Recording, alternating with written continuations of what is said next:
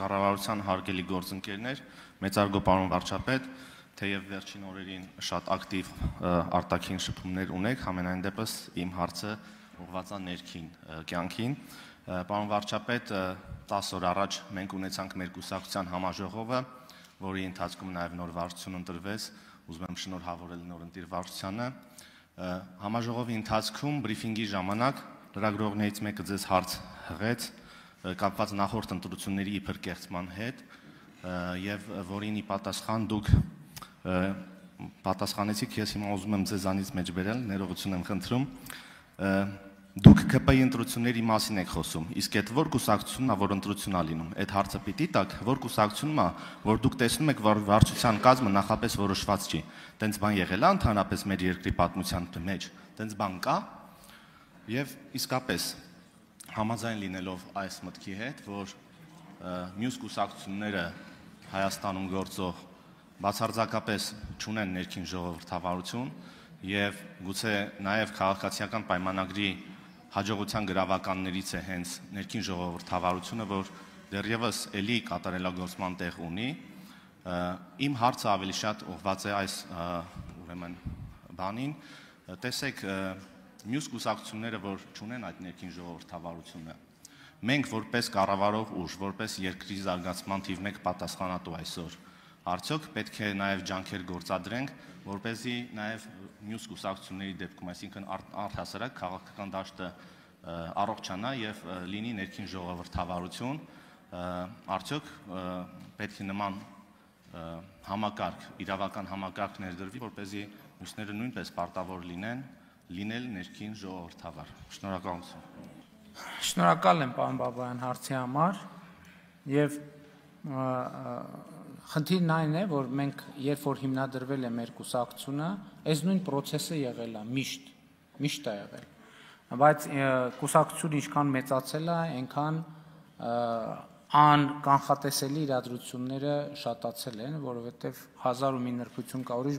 բան, երբ որ քվեարկության մասնակցում է 200 հոգի, ուրիշ բան է, երբ որ քվեարկության մասնակցում է 900 հոգի, եւ այդ ընտրությունների կեղծման եւ չգիտեմ մենք էլ ենք տոն տալիս այդպիսի բաներին, որովհետև ռեյտինգային քվեարկության արդյունքում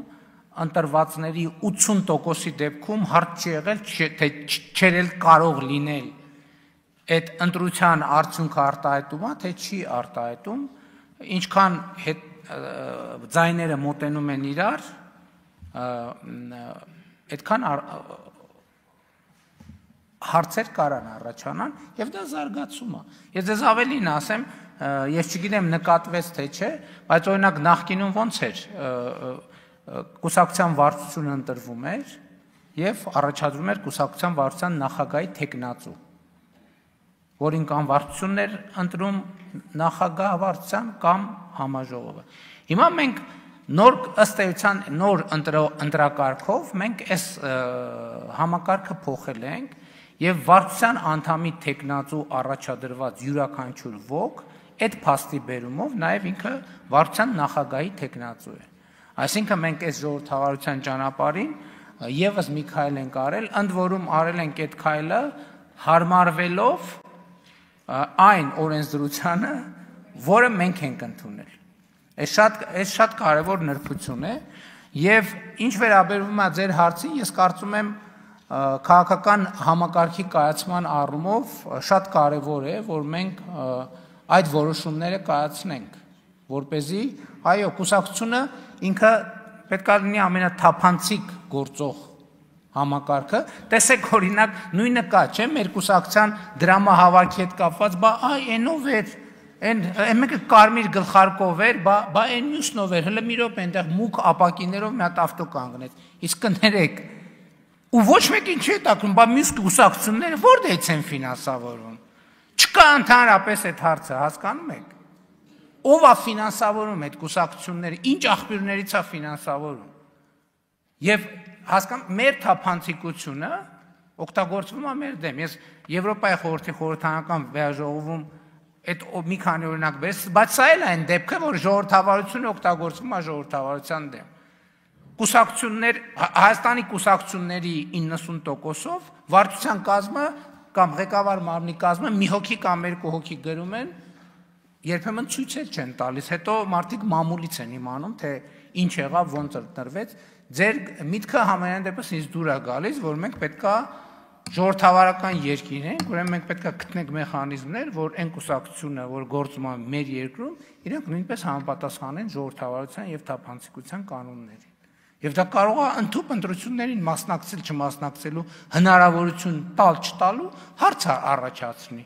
որովհետև բանը կոնսպիրատիվ կառույցները ինչի համար են ընտրություններին մասնակցում, թող գնան զբաղվեն կոնսպիրացիայով, մենք իրենց բացահայտենք։ Արձագանք։ Շնորհակալություն, անկեղծ ասած, այս միտքը ես բազմիցս տարբեր գործընկերների հետ քննարկել եմ եւ տարբեր հաստարկներ, խոչընդոտներ լսել եմ, թե ինչպես կարող է դա չաշխատել, բայց ես կարծում եմ, որ այո, համաժողովների ժամանակ ղեկավար կազմի ընտրությունը, ընտրություններից ընդառաջ նախընտրական ցուցակի ընտրությունը, ինչպես նաև լրագրողների ներկայությամբ այդ ամեն ինչի տեղի ունենալը, պետք է օրենքով կարգավորված լինի, պարտադիր լինի եւ թե որքանով արդեն ձևական կլինի մյուս կուսակցությունների դեպքում դա, ես կարծում եմ, որ ժամանակի ընթացքում կհղկվի եւ ձևականությունը միգուցե կկորի եւ կդառնա իրական։ Շնորհակալություն։ Այստեղ ես կարծում եմ, որ մենք էլի սերտ պետք է խորհրդակցենք Եվրոպայի խորհրդի Վենետիկի հանձնաժողովի եւ փորձենք լավագույն պրակտիկաները աշխարհում գոյություն ունեցող բերել կամ եթե չկան մեր պրակտիկաները կիսենք, տեսնենք թե լավագույն պրակտիկաների դիտանկյունից դա ինչպես է երևում, բայց ես դա կարծում եմ ինչ որ դուք ասում եք ինքը բավականին հասունացած հարց է, որովհետև էլի եմ ասում, բոլորն ասում են, ԿՊ-ի ընտրություններում են քվեաթերթիկը տեսակ ինչ էր նկարած այդ քվեաթերթիկների վրա, ու ամիսներով հանրությունը քննարկում է սոցիալական ցանցերը, թե այն ԿՊ-ի քվեաթերթիկի վրա տեսակ ինչ էր նկարած, ոչ մեկ չի հարցնում, բա մի րոպե այս երկրում ուրիշ կուսակցություն չկա, բայց այս քվեաթերթիկներն ուր է, մի հատ տեսնենք, իրանց քվեաթերթիկի վրա ինչ որ բան իրանք ընդհանրապես ունեն քվեաթերթիկ, թե չունեն։ Հենց այս ամբողջ խնդիրը, որ մյուսները քվեաթերթիկ չունեն էլ։ Հասունացած թեմա է, կարծում եմ Արդարադատության նախարարությունը, խորհրդարանական գործընկերները Եվրոպայի խորհրդի հետ աշխատեն եւ տեսնենք, թե ինչ լուծումներ կարող ենք ունենալ։ Շնորհակալ եմ։